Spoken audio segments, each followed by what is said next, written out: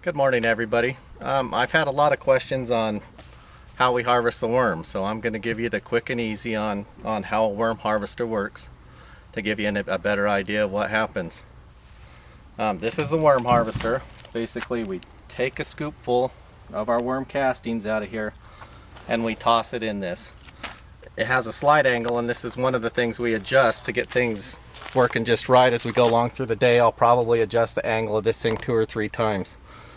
The wetness of the feed stock is going to affect what angle we run it at, and a lot of other factors, so it's nothing that you just set and it's done.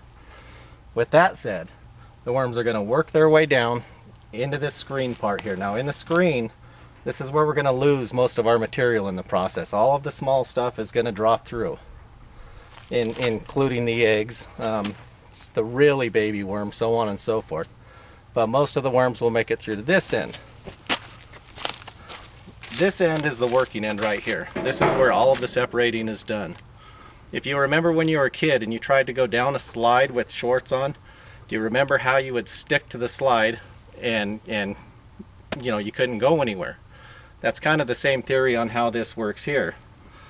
The worms and the bigger material are going to come into this section, and the big stuff is going to run straight through. It's not going to stick to the slide.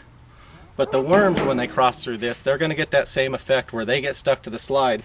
It's going to carry them up onto the edge, and that's going to bring them off to the other side where they can drop into the bin away from everything else. And so let's fire this thing up. I'm going to have Bob throw a pitchfork in for us, and we'll follow a couple loads down through the process. Here we go.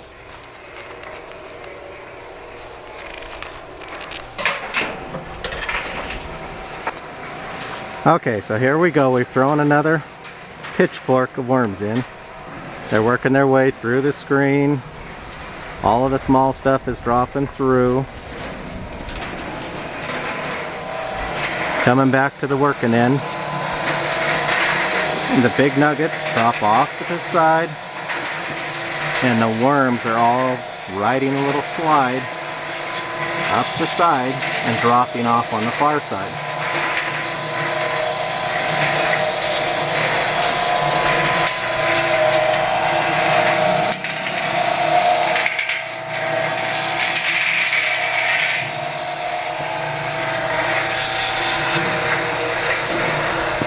And then in the tray we get about half worms and half material, which we'll still have to sort later, but that's real easy and no problem.